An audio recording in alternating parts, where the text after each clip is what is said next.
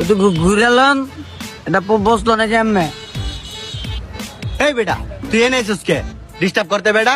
মিয়া আজীবন তুমি চুরি চাপাটি করালেন, বেডি লাইনম্যান সিদ্ধি করালেন, নিজেও লুচ্চামানি করলেন, আর সবাই মিলে যে ফিটিং ফুটিং দিলাম এটা তো খাইলেনি।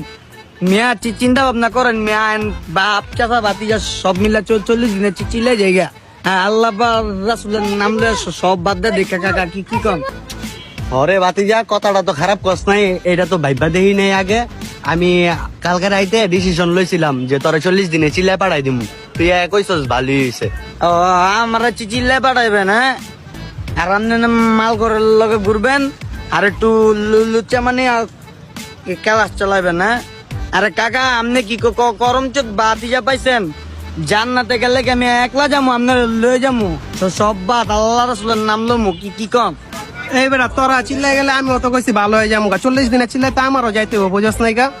দেখছেন মিয়া, বেড়া যত বড় মাল করে পরা আল্লাহর নাম লইছি পরে বেটার বুকে পড়ছি মিয়া।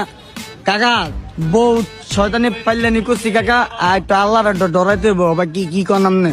ওরে বাতিজা তুই ঠিক হই কইছস, তুই আমার এত ভালোবাসস, তুই আমার রাখা জান্নাতে যাইতি না। রাখ আজকে সব জাউরামানি ফেজলানি বাদ দিমু, আর ভাবি গো সব আজকে গিয়া বলক মেরে দিতেছি আমি। আরে কাকা ব্যবসা বাণিজ্য তো চলতেই না, বুঝেন নাই? ব্যবসা বাণিজ্য তো চালাই যেতে হইব, আমরা ভালো হয়ে যাবো, বুঝেন নাই গা? হাই রে, আবার 1 ঘন্টা পর ভুলে যাস না তোরা সব।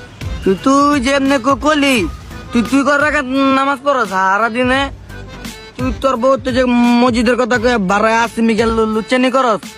মাইকেল তোর আমি লয়ে যাবো আগে, তোরা সুস্থ করতে হইব, নাহলে তুই এই যুব সমাজ সব বানা লাগবি তো তোর লাইনি, বুঝিস নাই? এই মামা এটা কি করলি ফাঁকা? আমি তো বিয়ার পর পুরো ভালো হয়ে গেছি মামা। আমি বুঝলাম না ফাঁকা, তুই দি মেলের ভিতরে বেল ভাঙ্গা দেস, এটা কিন্তু ঠিক না। কইছি না সবাই মিলে একলগে চিল্লাই যামু, যা হপাই যা। ওই বেটা তুই ছবি তোল, সুন্দর একটা স্টোরি দিতে হইব।